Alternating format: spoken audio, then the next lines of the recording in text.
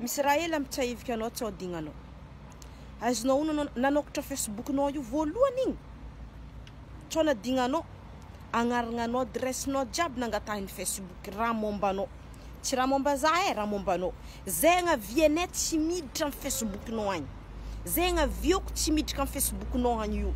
Fotony Facebook ninao raha mombanao nangatany. Tam'izany nanokatra ninakaty. Karaha anao nanokatra ninao koa.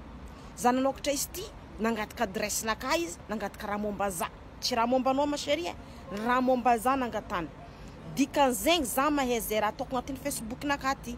Za mahay raha publieko agnatin'ny Facebook-nakaty. Facebook-naka ity fa tsy ninao. Tsy adressinao nangatahiny Facebook tam'izany nanokatra izy ty fa ninakay. Agnaragnanaka koa nangatahiny fa tsy agnaragnanao. Mazava. Donc za mahay zay raha tokotry publieko agnatin'ny Facebook tia. Ratsy za izy hitanao io. Tsara za izy hitanao io. Ino problemenao amina raha tsy agnanakay? Ino problemenao za koa ratsy? Raha tsy agnanakay ty tsy hifindra aminao. Anao fa tsara. Anao tsara io mako tsy mivolagna olo ratsy tsy hita. Tsy hitanao koa tsy mivolagna olo ratsy. Za na ratsy io za. Io za. Io tsy anao.